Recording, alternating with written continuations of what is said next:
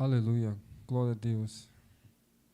Mas eu cumprimento cada um com a paz do Senhor Jesus, com cada ouvinte, cada pessoa que está assistindo esse programa, aqui, onde quer que seja, no trabalho, na casa. Desde antemão estou dizendo que as bênçãos de Deus sejam derramadas sobre a vida de cada um. Né? Aquelas pessoas que estão de joelho dobrado nessa hora, ou que estão fazendo a obra, ou estão no trabalho, onde quer que esteja. Amém? Sou o diácono Cristiano. Eu sou da igreja Missão Arraial de Deus. Eu congrego nessa igreja, já estou congregando há 1 ano e meio. Eu vim de Belém e viemos para cá para fazer o ID, para trabalhar para o Senhor. Amém? Que não venha falar para trabalhar para o homem, para fazer a obra de Deus. Eu vim trazer uma palavra nessa tarde, como um estudo da palavra, que eu vim abrir a Bíblia aqui. Peço para que você acompanhe na sua residência, onde você estiver, aquele que quiser. Eu vim trazer uma passagem aqui em João, né, o Evangelho de João, né, o Evangelho sinótico do Novo Testamento, pela qual escreveu João ou São João. João, capítulo 4, o versículo 23. Amém? Diz assim a palavra: mas vem a hora, e já chegou, em que os verdadeiros adoradores adorarão o Pai em espírito e em verdade, porque são esses que o Pai procura para seus adoradores, para ser seus adoradores. Amém? Irmãos, essa palavra é muito forte. Essa palavra, ela vem falar de preparação. Quando diz que o Pai procura, ele não procura qualquer um. Ele procura aqueles que são capacitados, aqueles que são escolhidos. Se nós formos voltar para Mateus 22:14, fala que muitos são chamados, mas poucos são escolhidos. A gente tem que ter uma vida de santificação. Esses são os verdadeiros adoradores, que ele está procurando.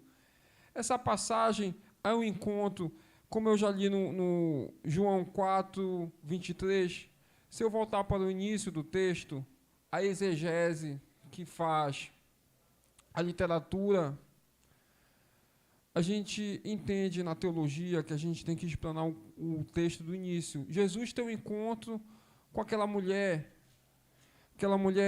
a mulher samaritana, a situação da água, que todo mundo quase sabe dessa história, onde Jesus diz que a água que ele der, nunca mais ela vai ter sede, porque a água dele é a palavra, é a vida eterna. Ele quer dizer que aquelas pessoas que tiverem a vida eterna não irão mais ter sede, não irão mais sentir fome, não irão sentir mais desejo, porque não vão mais estar nesse corpo. Vamos estar num corpo incorruptível. Se eu for lá em 1 Coríntios, capítulo 15, versículo 51, fala que todos seremos translatados num abrir no piscar de olhos em corpos incorruptíveis, ou seja, é um corpo santificado. Um corpo corruptível é um corpo corrupto, é um corpo aqui do mundo, é um corpo pecaminoso. Nós vamos estar tão preparados que nós vamos estar capacitados a julgar os anjos. Amém? Mas a palavra fala lá em Mateus capítulo 7, e no versículo 1, diz assim: não julgueis para não ser julgado, à medida que medis será medido, né? Tira o orgulho dos teus olhos, hipócrita, alguma coisa assim. Alguém pode dizer assim: mas pregador, o senhor está falando alguma heresia aí. Mas sim, como a gente vai ser preparados em corpos incorruptíveis, a gente vai estar preparado sim para julgar. Agora a gente não pode julgar nada, porque nós estamos num corpo pecador. E lá adiante, após o arrebatamento, nós vamos ser santificados. Agora, o forte dessa passagem, que fala sobre preparação, a corrente teológica dos amilenistas acreditam que Jesus já está no nosso meio, né? Desde quando ele veio para o mundo e que ele morreu na cruz, ressuscitou, ele já está sempre no nosso meio. Eles levam em conta o que está escrito lá em Mateus, capítulo 18, um versículo 20, onde, aliás, capítulo 28, versículo 20, fala que estarei com vocês até a consumação do século. Amém? Mas a gente pode levar em conta a volta de Jesus, o arrebatamento. Eu vou falar sobre isso aqui. Essa volta nos quer preparação, nos pede uma vida de santificação. A Bíblia fala lá em João que sem santificação ninguém verá Deus. Lá em Romanos 12:14 fala: sede santo porque Ele é santo. Sede santo em toda a sua maneira de viver.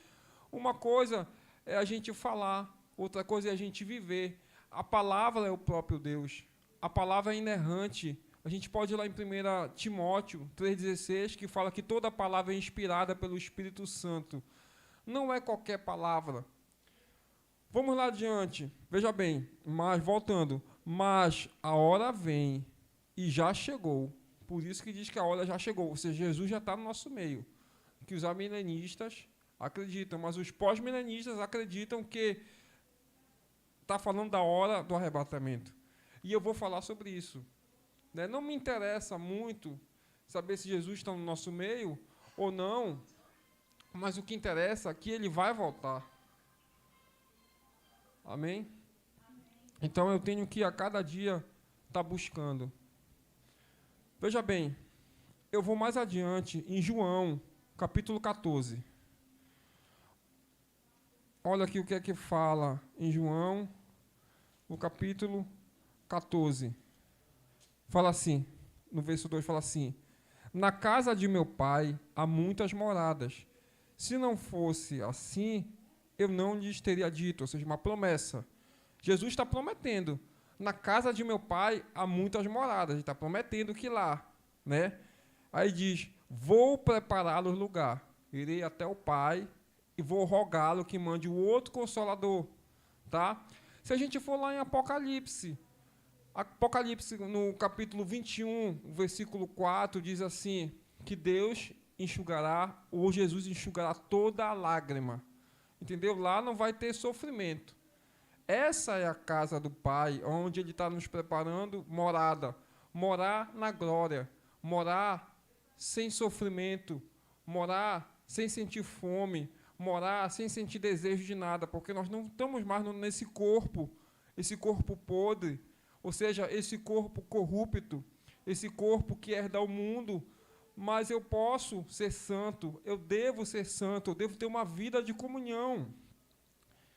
Se eu for lá em Isaías 55, no verso 6, eu vou ler aqui o que é que está falando. Isaías 55, verso 6. Olha o que é que diz aqui. Buscai o Senhor enquanto se pode achar, invocai-o enquanto ele está perto. É igual a situação da arca de Noé. Quando Noé estava fazendo a arca, porque Jesus ordenou que ele fizesse a arca, ordenou o comprimento da arca, ordenou que tipo de madeira ele ia usar para fazer a arca, quantos côvados e tudo. Né? O construtor da arca, o verdadeiro arquiteto da arca foi Jesus. O construtor foi, né, essa pessoa com o nome de Noé, a arca de Noé.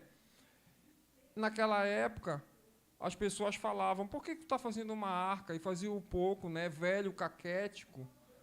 Não é porque eu falei com Deus, e Deus me disse que vai vir um dilúvio, e as pessoas faziam um pouco dele, dizendo: aqui não chove há mais de ano, e como é que já vai vir um dilúvio, vai vir uma chuva forte? Eu disse: não, mas Deus falou comigo, e ele disse que ele falou que vem porque vem. E as pessoas cuspiam nele, as pessoas ignoravam ele. Hoje em dia não é diferente. Quantos de nós está falando da palavra e muita gente diz: isso já é velho, Jesus não vai nem voltar mais. Essas promessas, desde quando eu nasci, eu escuto. E o mundo está desse jeito. Então, é complicado, entendeu?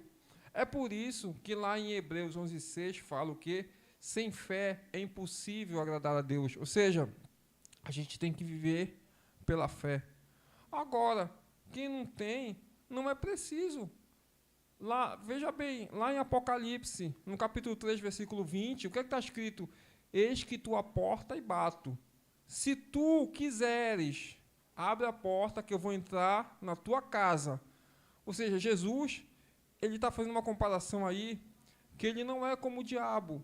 O diabo, ele não vai bater na tua porta: ei, tu quer que eu faça morada na tua vida? Tu quer que eu destrua teu casamento, tua finança, tua vida espiritual, que eu acabe contigo? Não, ele já chega arrombando. E Jesus não. Jesus, ele é sempre, ele nos dá o livre-arbítrio. Desde a época de Adão, quando ele falou: olha, tu pode comer tudo, mas se comeres dessa árvore, certamente morrerás. Inclusive a serpente usou essas mesmas palavras: certamente morrerás. Ele não quer que tu seja um como ele. Mas aí a questão da fé é diferente. O reino espiritual é diferente. Exemplo, 1 Coríntios 2,14. O homem natural não entende as coisas espirituais porque para eles são loucura. Agora eu vou abrir mais um parâmetro aqui. Veja bem, eu vou ler o que é que o apóstolo Paulo está falando sobre